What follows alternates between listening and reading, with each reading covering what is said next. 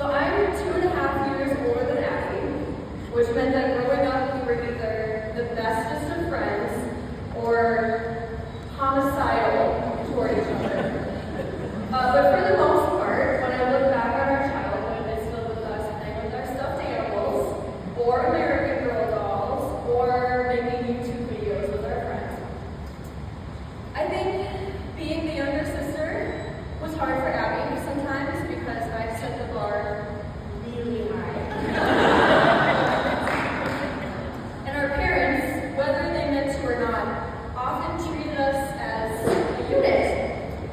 I started taking piano lessons when I was 5. So Abby started taking piano lessons when she was 5. I started playing violin in 5th grade. Abby started playing violin in 5th grade. I played softball as a kid. Abby played softball as a kid.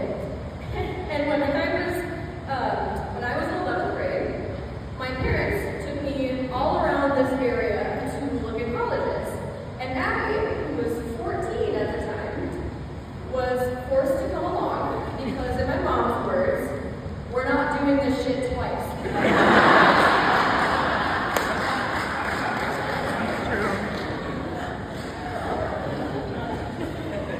And I think because of all of that, Abby grew up to become very independent.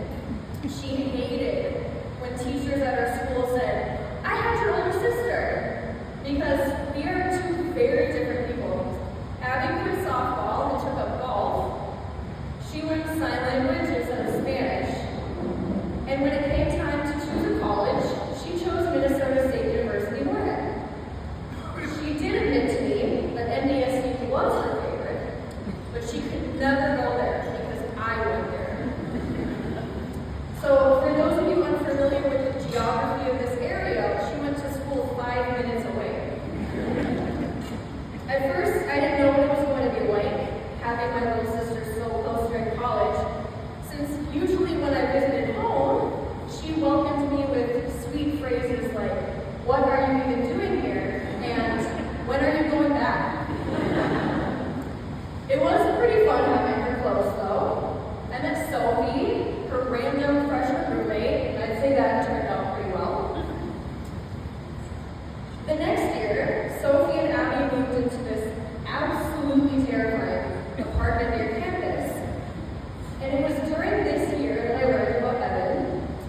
Apparently, they had been dating for several months before I met him, and Abby said she was scared to introduce us, so I can't imagine that. I do actually remember the first time I met Evan. We were sitting at the kitchen table in that scary-ass apartment, and Evan was very quiet, and I just remember thinking, this is going to be interesting. It didn't take long for me to figure out that Evan was someone very special. He is one of the most thoughtful and generous people I've ever met.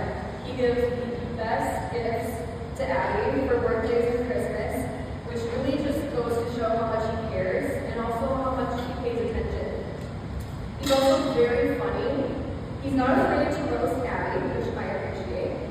And I could tell from the early years of the relationship that he was the one. I even threatened Abby once or twice to not screw us up. Abby likes to be her own person and do her own thing, but so does Evan. In fact, they put off moving in together for years because neither one of them wanted to give up their furniture. Eventually, they compromised and rented a house with 2 living rooms, so no one had to get rid of anything. One day last year, my husband Alex and I were playing pickleball, and I got a call from Evan. And Evan has never called me before, so immediately I assumed the worst. I figured Abby was hurt or dead or worse.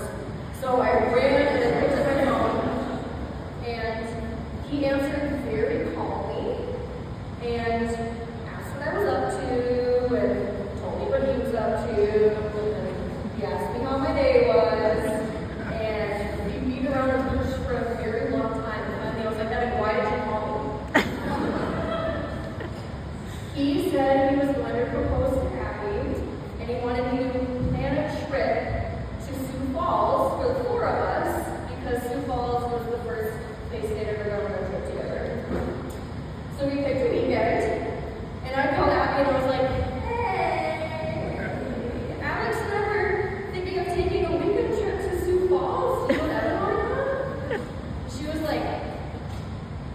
want to go to Sioux Falls?